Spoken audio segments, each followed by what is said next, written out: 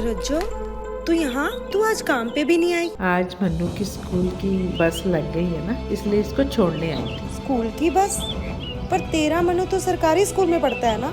हाँ जी दीदी, अब सरकारी स्कूलों में 200 बसें चल पड़ी हैं, जिसका फायदा मेरे मन्नू जैसे 10,000 बच्चों को होगा। सरकारी स्कूलों ਨੂੰ भी बहुत शानदार बसां ਅਸੀਂ देवांगे। पहले बैच वास्ते 20,000 बच्चे ਦਾ ਅਸੀਂ प्रबंध कर रहे हैं। धर्म की राजनीति है जो नफरत की राजनीति की जड़ें अब फैलाई जा रही हैं।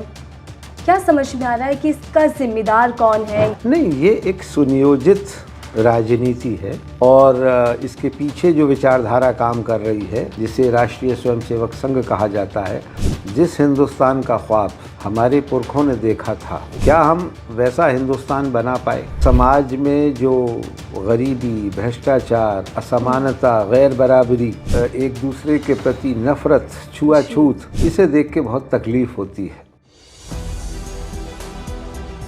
नमस्कार, आप देख रहे हैं 4PM, मैं आपके साथ नफीसा खान। धर्मनिरपेक्ष भारत, लोकतंत्र की जननी भारत, बदलते हुए इस दौर में भारत की दिशा और दशा क्या है, इन्हीं तमाम चीज़ों को लेकर आज चर्चा करते हैं और समझते हैं कि जिस भारत को लोकतंत्र की जननी कहा जाता है, उस भारत की हालात क्या हैं। बातचीत करने के लिए मेरे साथ कुर्बान अली जी मौजूद हैं, जो कि BBC में पत्रकार रहे हैं, जिन्होंने बदलते हुए दौर की हर राजनीति पर अपनी पैनी निगाहों के साथ साथ अपनी कलम की धार को भी तेज किया, जिन्होंने कई लेख लिखे, कई किताबें लिखी और हर बार हर सरकार का पर्दाफाश करने का काम भी किया। BBC में पत्रकार कुर्बान अली जी जब रहे उस दौरान भी कई लेख ऐसे लिखे, या ये कह सकते हैं कि देश के मौजूदा प्रधानमंत्री नरेंद्र मोदी जी की हेट स्पीच के खिलाफ भी याचिका लेकर सुप्रीम कोर्ट तक भी पहुंच गए। आज बात करते हैं और समझते हैं कि एक पत्रकार की नज़र से मौजूदा भारत कैसा है और इस बदलते हुए भारत की तस्वीर आने वाले दिनों में क्या कुछ रहने वाली है। बहुत बहुत स्वागत है सर आपका। कुर्बान अली जी, शुरुआत इसी से करते हैं। आपने भारत को तब से देखा जब इंदिरा गांधी जी का कार्यकाल रहा, आप तब से पत्रकारिता करते आए हैं। तब से लेकर आज के भारत में कितना कुछ बदला, और जैसा कहा जाता है कि मीडिया देश का चौथा स्तंभ है, क्या दिशा और दशा इस वक्त दिखाई देती है? शुक्रिया बात करने के लिए मुझसे। देखिए, हर देश की और किसी भी भौगोलिक जो क्षेत्र होता है उसकी का एक इतिहास भी होता है, भूगोल भी होता है। बदलते समय के साथ सारी चीज़ें बदलती हैं। पूरी दुनिया में हज़ारों साल से बदलाव होता आ रहा है, बदलाव हो रहा है, बदलाव होगा। इसमें कोई दिक्कत की बात नहीं होनी चाहिए। लेकिन असली बात ये है कि जिस हिंदुस्तान का ख्वाब हमारे पुरखों ने देखा था, क्या हम वैसा हिंदुस्तान बना पाए? मेरे जो पिता थे वो फ्रीडम फाइटर थे, राष्ट्रीय आंदोलन में उन्होंने भाग लिया। उन्होंने नेताजी सुभाष चंद्र बोस के साथ आज़ाद हिंद फौज में काम किया। उनको सज़ाए मौत तक हो गई, लेकिन चूँकि मुल्क आज़ाद हो गया था इसलिए वो बच गए थे। तो उन्होंने 10 वर्ष पहले उनका निधन हुआ और उससे पहले उन्होंने अपनी आत्मकथा भी लिखी। उसमें उन्होंने लिखा कि अपने इस ग़ुलाम देश को आज़ाद होते हुए देखने की तमन्ना थी, जो पूरी हो गई। लेकिन समाज में जो गरीबी, भ्रष्टाचार, असमानता, गैर बराबरी और एक दूसरे के प्रति नफ़रत, छुआछूत, इसे देख के बहुत तकलीफ़ होती है। और मैं एक ऐसे हिंदुस्तान का ख्वाब देखना चाहता हूँ कि जिसमें गैर बराबरी ना हो, असमानता ना हो, किसी को उसके धर्म, जाति, संप्रदाय, भाषा, लिबास के लिहाज से उसके साथ भेदभाव न किया जाए। तो आपका जो सवाल था, अनफॉर्चुनेटली वैसा हिंदुस्तान नहीं बन पाया। आज़ादी के 77 साल हो चुके हैं, 78 साल। संविधान को लागू हुए 75 साल हो गए। ये संविधान बना था जो 5000 साल पुरानी परंपराएं थीं, उनको तोड़ करके, जाति व्यवस्था का नाश करके एक समतामूलक समाज बनाने की बात उस संविधान के ज़रिए से की गई थी। और सबसे बड़ी बात थी कि बराबरी की। हर नागरिक, चाहे वो अमीर है, गरीब है, छोटा है, बड़ा है, उसके अधिकार बराबर होंगे। लेकिन पिछले 10-15 वर्षों में नागरिकता के नाम पर भी भेदभाव किया गया। ऐसा इंदिरा गांधी के समय भी नहीं हुआ था। हालांकि इंदिरा गांधी का जो आपातकाल था, इमरजेंसी थी, उसमें भी मेरे पिता 19 महीने जेल गए थे, लेकिन तब भी धर्म के आधार पर ये भेदभाव नहीं था, ये नफ़रत नहीं थी और ये माहौल नहीं था कि आज जहाँ जाइए तो पहला सवाल ये होता है कि आपका धर्म क्या है, फिर आपकी जाति क्या है, आपकी भाषा क्या है, फिर आप क्या खाते हैं, क्या पीते हैं, क्या पहनते हैं। ये इस हिंदुस्तान में नहीं होना चाहिए। और जो मेरा पिछले 40 वर्षों का पत्रकारिता का जीवन है, उसमें मैंने इन कदरों को, इन मूल्यों में लगातार गिरावट देखी है। जी कुर्बान जी, जैसा आपने कहा कि 40 वर्षों का अनुभव आपके पास है पत्रकारिता की इस दुनिया का। धर्मनिरपेक्ष भारत की बात की जाती है, संविधान में इसका उल्लेख है, और हमने और आपने बचपन से पढ़ा कि ये जो भारत है ये अनेकता में एकता वाली पहचान रखता है। लेकिन इस भारत के अंदर बीते कुछ सालों में हम देख रहे हैं कि जो धर्म की राजनीति है, जो नफरत की राजनीति की जड़ें अब फैलाई जा रही हैं। क्या समझ में आ रहा है कि इसका जिम्मेदार कौन है? ये प्रयोग है, संयोग है, जिस तरीके की हम एक के बाद एक घटनाएं देश के अंदर देख रहे हैं? नहीं, ये एक सुनियोजित राजनीति है और इसके पीछे जो विचारधारा काम कर रही है उसको लगभग 100 वर्ष पूरे होने जा रहे हैं। इस साल वो अपना शताब्दी वर्ष मना रहे हैं, जिसे राष्ट्रीय स्वयंसेवक संघ कहा जाता है, और जिसकी बदौलत केंद्र में जो आज सत्ताधारी लोग हैं वो बैठे हुए हैं। उत्तर प्रदेश सहित उत्तर भारत के अनेक राज्यों में और कई राज्यों में उनकी सरकारें हैं, दक्षिण तक भी उनकी पहुंच हुई है। तो वो विचारधारा नफ़रत की ही विचारधारा रही है। उसकी स्पष्ट विचारधारा है कि ये देश हिंदुओं का देश है, यहाँ हिंदू नंबर 1 के नागरिक बन कर के रहेंगे, बाकी तमाम धर्मों के लोगों को नंबर 2 का नागरिक बन कर के रहना होगा और सर झुका के रहना होगा। और इसमें दुर्भाग्य से वो काफ़ी हद तक कामयाब हुए हैं। अब इस विचारधारा के जो पीछे जो आप कह सकते हैं कि उसकी गीता बाइबल है, वो है गोलवालकर साहब की किताब we our nationhood defined. और उसके पहले सावरकर साहब ने हिंदुत्व एक ऐसे लिखा था, छोटी सी किताब थी, एक राजनीतिक विचारधारा के रूप में, कि ये देश हिंदुओं का देश है और यहाँ हिंदू जिस तरह से चाहेंगे वैसे ही बाकी लोगों को रहना होगा, यानी उनकी मर्जी पर रहना होगा, उनके रहमो करम पर रहना होगा। और हमने पिछले 10 वर्षों में देखा कि जब भारतीय जनता पार्टी अपने बलबूते पर सत्ता में आई 2014 में, तो तब से लगातार एक ये सिलसिला चल रहा है। पिछली लोकसभा में उनके 300 सदस्य थे और 100 राज्यसभा में थे, उनमें एक मुसलमान नहीं था, एक ईसाई नहीं था, एक गलती से सिख था। तो इसे आप पार्टिसिपेटरी डेमोक्रेसी नहीं कह सकते, इसे आप इंक्लूसिव डेमोक्रेसी नहीं कह सकते। हाँ, ये ज़रूर है कि भारतीय संविधान के तहत वो चुनी हुई सरकार थी और आज भी जो है, लेकिन भारतीय संविधान की प्रस्तावना में कहा गया है कि हम भारत के लोग ऐसा भारत बनाएंगे कि जिसमें सबके साथ न्याय होगा, सामाजिक, आर्थिक, राजनीतिक और बंधुत्व की, भाईचारे की भावना पर जोर दिया गया कि बिना भाईचारे के, बिना ब्रदरहुड के, बिना हार्मनी के ये देश नहीं चल सकता। ये संविधान की पहली लाइन है, लेकिन उसी को काटा जा रहा है, उसी की जड़ों में मट्ठा डाला जा रहा है। और आप कहने को भारतीय संविधान के तहत चुनी हुई सरकार हैं और आप चला सकते हैं, आपको पार्लियामेंट में ये घोषित करने की ज़रूरत नहीं है कि भारत हिंदू राष्ट्र है, लेकिन बाय ऑल प्रैक्टिकल पर्पसेस आपने उसे हिंदू राष्ट्र बना दिया। हिंदू राष्ट्र की बात करते हैं, जैसा हालांकि औपचारिक तौर पर कभी कोई बयान भारतीय जनता पार्टी का इस पूरे मामले में नहीं आया, लेकिन बीजेपी के कई नेता इस तरीके की संकेत दे चुके हैं। कई बाबा यात्राएं करते हैं, सनातन धर्म को जगाने की बात करते हैं। मैं आपसे समझना चाहती हूँ, अगर हिंदू राष्ट्र की कल्पना की जाए या फिर हिंदू राष्ट्र की ओर देश बढ़ता है आगे, तो नतीजे क्या होंगे? क्या जिस विश्व गुरु की बात हम करते हैं वो बनता दिखाई देगा? बेरोजगारी के मामले कम होंगे? विश्व गुरु तो छोड़ दीजिए, आपके इस देश के कितने टुकड़े होंगे इसकी आप कल्पना नहीं कर सकते। और इसके लिए हमारे सामने पाकिस्तान की एक नज़ीर है। पाकिस्तान एक इस्लाम पर आधारित राष्ट्र बनाया गया था। उस वक्त में कहा गया था, हालांकि ये थ्योरी सावरकर की है, कि भारत दो कौमें रहती हैं, 2 राष्ट्र हैं, एक हिंदू एक मुसलमान। लेकिन बाद में मुस्लिम लीग ने भी उसी नीति को अपनाया और उसी आधार पे पाकिस्तान बनाया। और उस वक्त कहा जाता था कि पाकिस्तान का मतलब क्या, ला इलाहा इल्लल्लाह, मुसलमान है तो मुस्लिम लीग में आ, जो मुसलमान मुस्लिम लीग में नहीं वो मुसलमान नहीं। और उसके आधार पे एक पैगंबर, एक कुरान, एक किताब के नाम पे वो देश बनाया गया। लेकिन आप जानती हैं कि उस देश को टूटने में 25 साल नहीं लगे।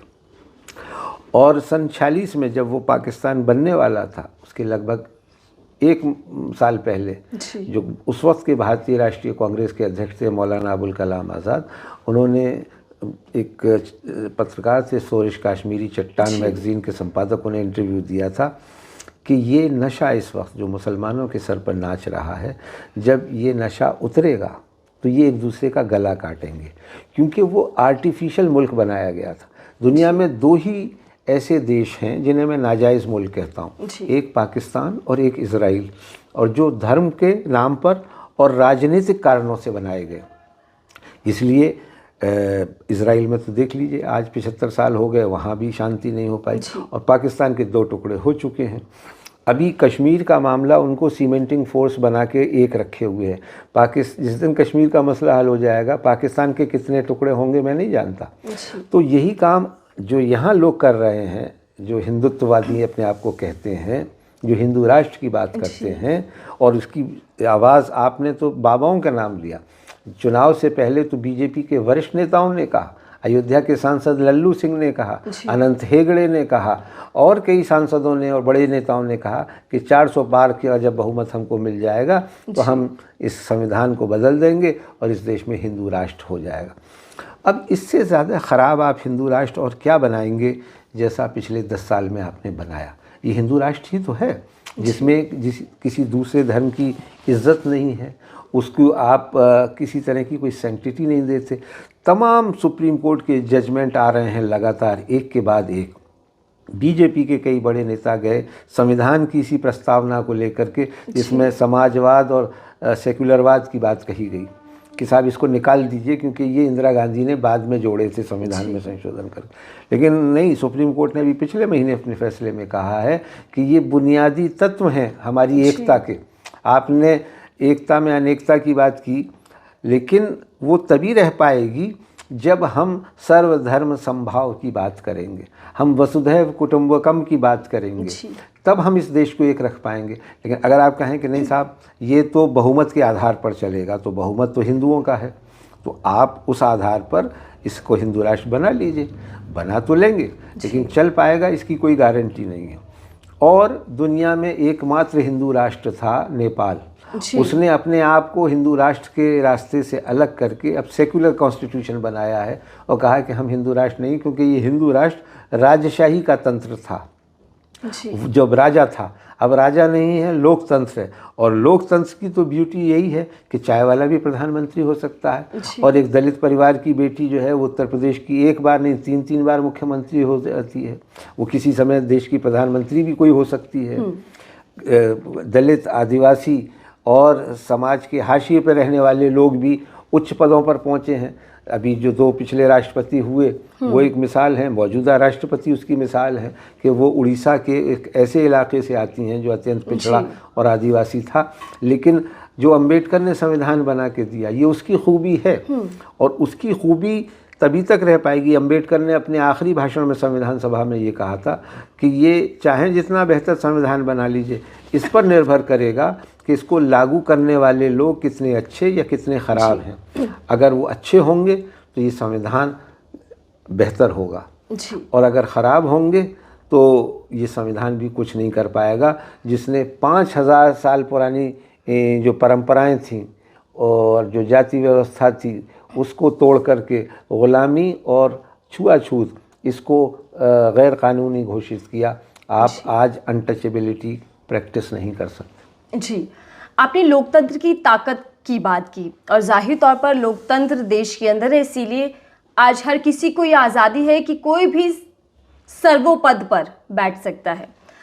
आगे बढ़ते हैं सर। जिस तरीके से भाजपा पर ये आरोप लगते रहे हैं कि लोकतंत्र, संविधान और सामाजिक न्याय के जो सिद्धांत हैं उनको नष्ट करने का प्रयास बीजेपी करती रही है।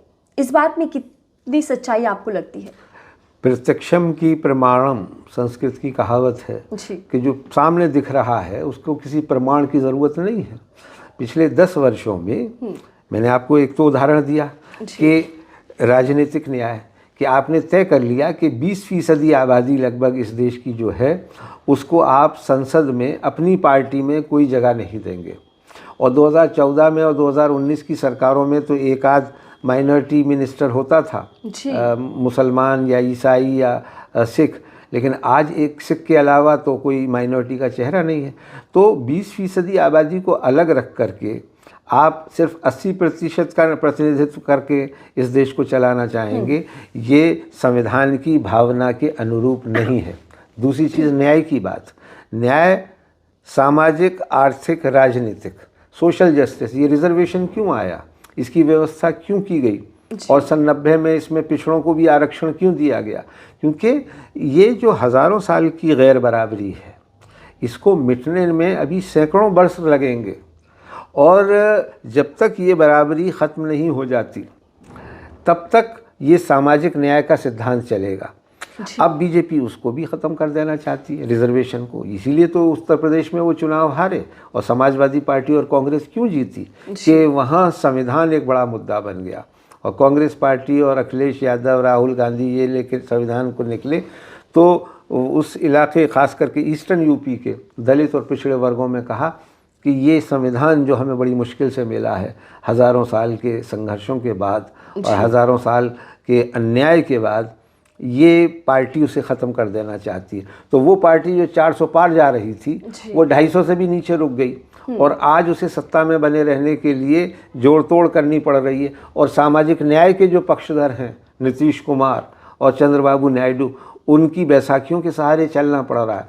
तो ये उनके लिए एक तरह से एक मैसेज भी है जनता ने। देखिए, देश की जनता जो है वो क्या करती है, वो उसके हाथ में कोई हथियार तो है नहीं, वो वोट के ज़रिए से ही आपको बताती है कि आप हैसियत में रहिए। और देखिए, ये एक बार नहीं, आज हमारे लोकतंत्र को, और इसकी भी एक खूबी है, तीसरी दुनिया के देशों में जो पिछले 100 वर्षों में आज़ाद हुए हैं गुलामी से, अकेला भारत देश ऐसा है जहाँ लोकतंत्र का जो पौधा रोपा गया था वो ना पनपा बल्कि एक तनावर दरख्त के रूप में आज दुनिया के सामने मौजूद है। और हम फ़ख्र करते हैं कि हम दुनिया के सबसे बड़े लोकतंत्र हैं। 140 करोड़ की आबादी का देश, और उसमें सत्ता परिवर्तन बिना किसी खून खराबे के हो जाता है, ये अकल्पनीय है। मैं 2004 में जब वाजपेयी जी चुनाव हारे और कांग्रेस मनमोहन सिंह की सरकार बनी, तो मेरे बहुत सारे विदेशी दोस्तों ने, ख़ासकर पाकिस्तानी दोस्तों ने लंदन में पूछा कि क्या भारत में सत्ता परिवर्तन हो जाएगा। मैंने कहा, भारत में तो वोट के ज़रिए से ही होता है और हो जाया करता है। इंदिरा गांधी चाहें जितनी बड़ी निरंकुश तानाशाह हों, उनको भी वोट के ज़रिए से इस देश की जनता ने हटा दिया, लेकिन 2.5 साल बाद दोबारा जनता उनको ले आई। उनके बेटे राजीव गांधी को 1984 के चुनाव में, आज से 40 साल पहले, 410 सीटें लोकसभा की दी, लेकिन वो उस मैंडेट का ख्याल नहीं रख पाए। उनकी लोगों की, जनता की भावनाओं के, आकांक्षाओं के अनुरूप काम नहीं कर पाए, तो वो 410 वाली पार्टी 200 से भी नीचे सिमट गई 89 में, और वीपी सिंह प्रधानमंत्री बने और गठबंधन सरकारों का दौर शुरू हुआ। तो जनता ने एक मैंडेट दिया है। 2024 का जो संदेश है वो बिल्कुल साफ है कि औकात में रहो, संविधान के दायरे में काम करो, और ये नफ़रत की राजनीति ना करो जो चुनावों के दौरान तुम कर रहे थे। लोगों को घुसपैठिया कह रहे थे, विदेशी कह रहे थे, और आपस में लड़ाने भिड़ाने के काम कर रहे थे। जी, आपने जिक्र किया मोदी सरकार का। सर, भारतीय जनता पार्टी के लीडर्स, यहाँ तक कि पीएम मोदी खुद इस अहंकार में आ चुके हैं कि उनको हराने वाला कोई नहीं है। तीसरा कार्यकाल उनका चल रहा है, तो क्या इस गलतफहमी में है कि जो फूड डिवाइड एंड रूल वाली जो पॉलिसी वो अपनाए हुए हैं, इसके सहारे वो 50 साल तक सत्ता पर काबिज रहने वाले हैं? क्योंकि गृह मंत्री अमित शाह जी कहते हैं कि 50 साल तक देश में बीजेपी का ही राज रहेगा। देखिए, मैं कोई ज्योतिषी नहीं हूँ, कोई भविष्य वक्ता नहीं हूँ, लेकिन पिछले 100 वर्षों में जो कंटेम्प्रेरी पॉलिटिक्स है या कंटेम्प्रेरी हिस्ट्री है, उसमें कोई भी निरंकुश तानाशाह जी वो 50 साल तो छोड़िए 10 साल से ज़्यादा भी नहीं चल पाया। और वक्त आता है, चीज़ें बदलती हैं, क्योंकि हर चीज़ की एक सीमा होती है, हर सब्र का भी एक पैमाना होता है। वो जब लबरेज हो जाता है तो लोग सड़कों पे आ जाते हैं। आपने देखा बांग्लादेश में कि वहाँ की निर्वाचित प्रधानमंत्री को देश छोड़ करके भागना पड़ा। ऐसे हालात पैदा हो जाते हैं, लोकतंत्र में ये ऐसे होते हैं। तो किसी को ये गलतफहमी नहीं पाल लेनी चाहिए। और सवाल ये नहीं है कि आप 5 साल, 10 साल या 50 साल शासन करें। आप करिए 50 साल शासन, लेकिन लोगों के मैंडेट्स के साथ शासन कीजिए। लोगों का मैंडेट तो ये नहीं है कि आप जो काम कर रहे हैं उसके लिए तो नहीं है। लोगों ने तो आपको बैसाखी पे ला दिया, आपकी टांग एक तरह से तोड़ दी कि आप जो कर रहे थे मनमानी अपनी मेजॉरिटी पे, क्योंकि 300 से ज़्यादा जब होते हैं, 272 से ज़्यादा संख्या होती है, तो वो सरकार अपने टर्म्स पे काम करती है। लेकिन इन लोगों को ये अब अंदाज़ा हो गया है कि अपनी टर्म्स पे, मतलब कि ये जो करते थे कि पहले जो चाहें कर लेंगे और इनको कोई क्वेश्चन नहीं कर सकता। पिछली लोकसभा इन्होंने चलने नहीं दी, उसमें कोई कामकाज नहीं होने दिया। इस बार अपोजिशन ज़्यादा आया है तो अब उन्हें जवाबदेह होना पड़ रहा है। और उन्हीं अमित शाह का मैं आपको याद दिलाऊं कि एक स्टेटमेंट दिया था, अंबेडकर अंबेडकर अंबेडकर। अब अपने कपड़े बचाने भारी हो रहे हैं, पूरे देश भर में यात्राएं निकालनी पड़ रही हैं, सफाई देनी पड़ रही है कि हम आरक्षण के विरोधी नहीं हैं, हम संविधान के विरोधी नहीं हैं, हम अंबेडकर के विरोधी नहीं हैं। तो अगर ये सब हो रहा है, अगर आप इंसल्ट प्रूफ हो जाएं और आपको लोक लाज का कोई मतलब ना हो, तो आप जो चाहे करिए, जैसे आप कर रहे थे पिछले 10 सालों से। लेकिन 11वें साल में आप उस तरह से नहीं कर पाएंगे। ये बहुत मैसेज लाउड एंड क्लियर है। जी, आपने जिक्र किया मुस्लिमों को लेकर और सरकार को लेकर। सर, भारत की नई सरकार, तीसरा कार्यकाल बीजेपी और एनडीए के साथ, सहयोगी के साथ वो सत्ता में है। पीएम मोदी नए भारत की बात अक्सर करते हैं, आपने भी सुना होगा, कई मंचों से नए भारत के निर्माण की बात करते हैं। लेकिन इस नए भारत की सरकार के अंदर एक भी मुस्लिम मंत्री नहीं होता। पहली सरकारों में देखा गया, लेकिन इस बार की सरकार में मुसलमानों को जगह नहीं दी गई। क्या ये कोशिश है भारत की सरकार की कि मुसलमानों को एक किनारे लाकर खड़ा कर दिया जाए? सुनियोजित साजिश। देखिए, आप पिछले 10 साल से चला रहे हैं, 11वां साल चल रहा है, तीसरा कार्यकाल है। आपने 1, 2, 3 मंत्री रखे शुरू में अपनी सरकार में, उनका कोई मतलब नहीं था, लेकिन फिर भी एक आम मुसलमान को लगता था कि उसका कोई नुमाइंदा है। लेकिन आपने पिछली बार से तो लगातार ये मैसेज देने की कोशिश की कि नहीं, हम इनका नामो निशान मिटा देंगे, हम इनका कोई सिंबॉलिक प्रतिनिधि भी नहीं रखेंगे। हालांकि शाहनवाज हुसैन हो, चाहे नजमा हेपतुल्ला हो, चाहे मुख्तार अब्बास नकवी हो, चाहे MJ अकबर हो, ये 4-5 मंत्री थे सरकार में, और उससे आम मुसलमान का कोई लेना देना नहीं था। लेकिन उसको लगता था कि नहीं भाई, ये इतने सारे लोग हैं तो एक हमारा आदमी भी है। सिखों का आपने एक आदमी रखा है, एक आदमी जो चुनाव हार गया उसको भी आपने बनाया, ये मैसेज देने के लिए कि नहीं, हम पंजाब का रिप्रेजेंटेशन रखना चाहते हैं, क्योंकि वहाँ आपकी सरकार भी नहीं है। तो वहाँ तो आपने एक डेलिबरेट एफर्ट किया, और यहाँ आप ये डेलिबरेट एफर्ट कर रहे हैं कि कोई भी मंत्री मुसलमान ना बने, ना रहे। हालांकि इसका तरीका होता है कि आप राज्यसभा में ले लेते हैं। विदेश मंत्री जयशंकर का कोई पॉलिटिकल बैकग्राउंड नहीं था, आप उन्हें राज्यसभा में लाए हैं, दूसरी बार राज्यसभा में गुजरात से लेकर के आए हैं। और भी केरला के एक आदमी को आपने मंत्री बनाया है दूसरे राज्य से। ये हमेशा होता रहा, वाजपेयी सरकार में भी हुआ, कांग्रेसी सरकारों में भी होता था कि अलग अलग लोगों को रिप्रेजेंटेशन देना। लेकिन आप बात तो करते हैं सबका साथ और सबका विकास, लेकिन सबका साथ तो नहीं, सबका साथ होता तो इसमें मुसलमान भी दिखाई देते। तो ऐसा कोई हिंदुस्तान, कोई ऐसा भारत नहीं बन सकता जिसमें आप कहें कि ना एक ही रंग होगा, एक ही झंडा होगा, एक ही निशान होगा, एक ही संस्कृति होगी, एक ही धर्म होगा। ऐसे देश नहीं चला करते। और प्रधानमंत्री हुए चंद्रशेखर, जब ऑपरेशन ब्लू स्टार हुआ था तो उनका एक बड़ा ऐतिहासिक सेंटेंस था कि जब लोगों के दिल टूट जाते हैं तो मुल्क टूट जाया करते। जी। और ये हमने देखा है कि पाकिस्तान जो एक धर्म के नाम पे बना था, वो जब पंजाबियों को, बंगालियों को ये लगा कि ये पंजाबी हमारे ऊपर जुल्म कर रहे हैं, 30 लाख से ज़्यादा बंगालियों को मारा गया था, उनकी महिलाओं के साथ बलात्कार किया गया था, और चुन के आए थे शेख मुजीबुर रहमान और प्रधानमंत्री बने थे जुल्फ़िकार अली भुट्टो, तो बांग्लादेश का निर्माण हो गया।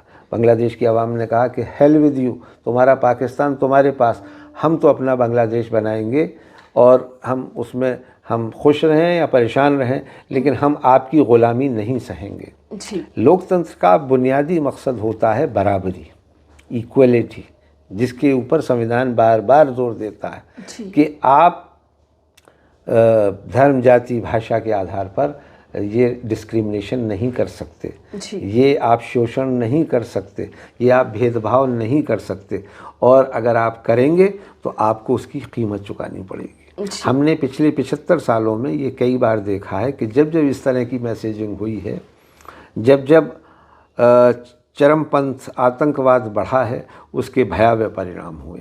जी सर, मैंने जैसा आपने शुरुआत में ही बताया, आपने हेट स्पीच को लेकर काफ़ी याचिकाएं लगाई, यहाँ तक कि पीएम मोदी के खिलाफ भी आपने एफआईआर दर्ज करवा दी थी, और आपने ये भी कहा कि जो हेट स्पीच का सिलसिला बढ़ता जा रहा है वो गृह युद्ध की और एक प्रयास किया जा रहा है, इसको लेकर आप क्या कुछ बताना चाहेंगे? देखिए, ये बात है दिसंबर 2021 की, जब हरिद्वार में एक तथाकथित धर्म संसद हुई और उसमें सीधे तौर पर जेनोसाइड की अपीलें की गई, नरसंहार की बात की गई, और काट देंगे मार देंगे की बात हुई, और खुलेआम टीवी स्क्रीन्स पर, टीवी कैमरों की मौजूदगी में। तो मुझे लगा कि शायद इस देश की जो कानून व्यवस्था है या जो और भी व्यवस्थाएं हैं वो अपना काम करेंगी और इस पर कुछ अंकुश लगाने का काम होगा।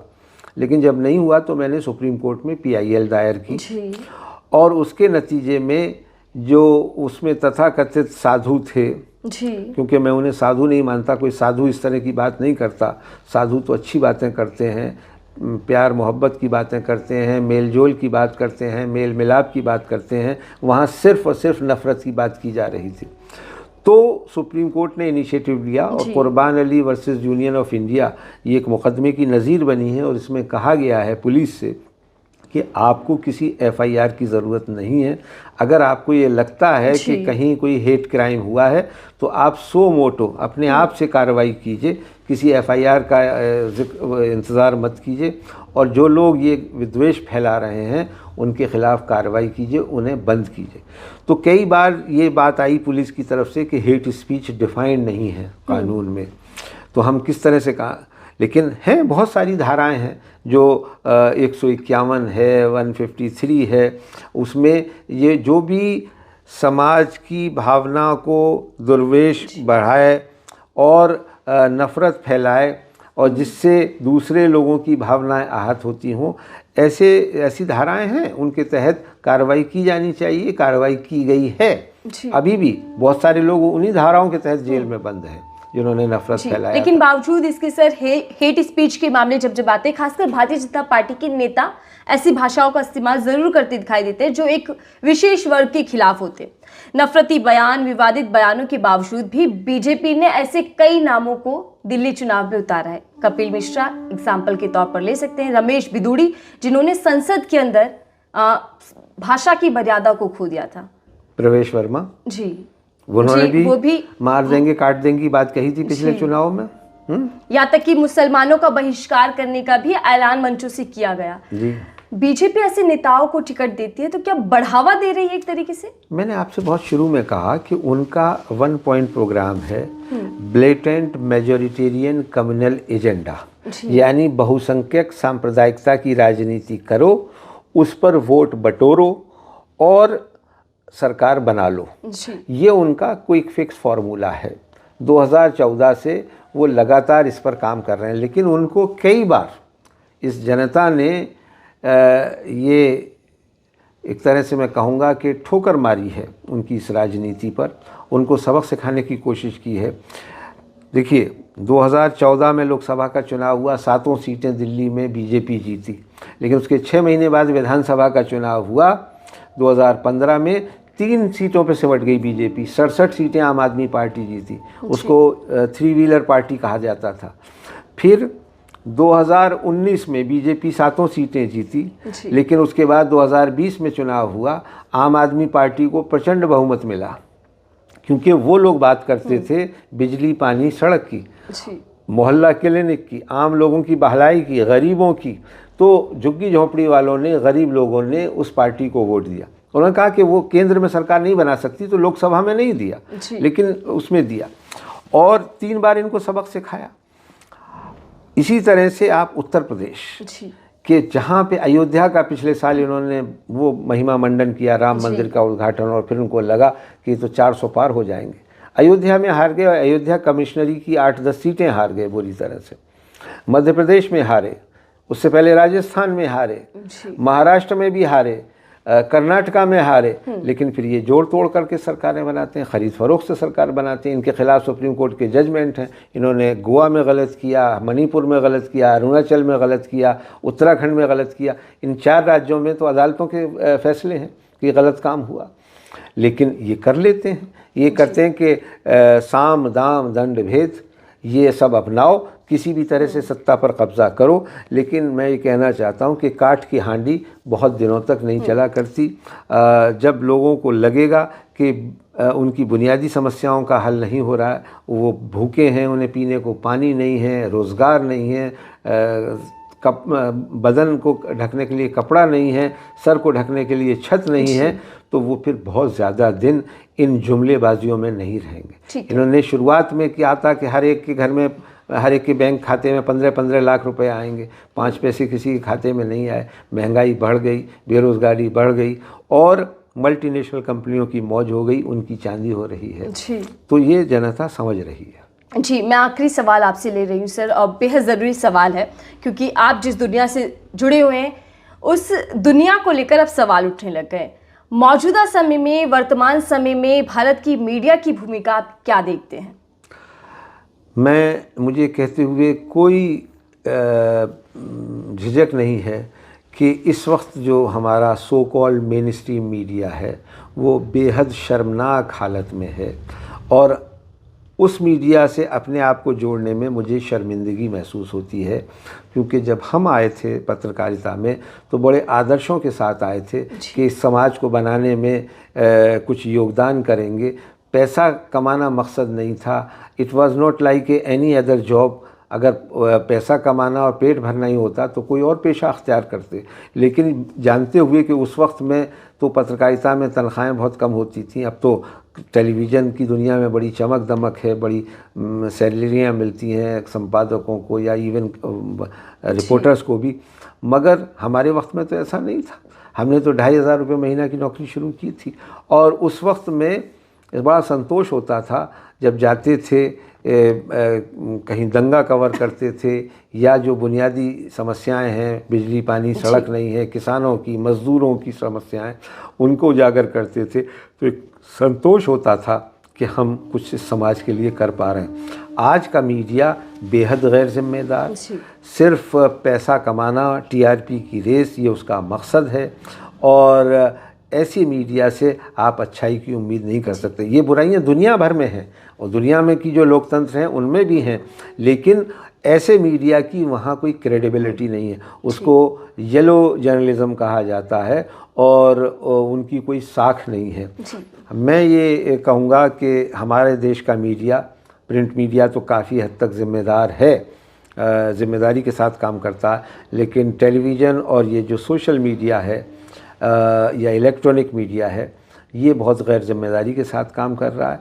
इसको जितना वक्त रहते समझ आ जाए बेहतर होगा। मेरी सलाह है कि उन्हें बुनियादी सवालों पर, जो इस देश की ज्वलंत मुद्दे हैं, उन पर चर्चा करनी चाहिए, उन मुद्दों को उठाना चाहिए। वो इस देश के हक़ में होगा, बेहतरी के लिए होगा, और जो हमारे पुरखों ने सपने देखे थे इस हिंदुस्तान के बारे में, ऐसा खूबसूरत सशक्त भारत हम देखेंगे, तभी हम विश्वगुरु बन पाएंगे। ठीक है, धन्यवाद सर हमसे बातचीत करने के लिए और हमें समय देने के लिए, और अहम पहलुओं पर अपनी राय रखने के लिए कि आखिरकार भारत की दिशा और दशा मौजूदा समय में किस ओर बढ़ रही है। 4 PM मैं थी आपके साथ नफीसा खान।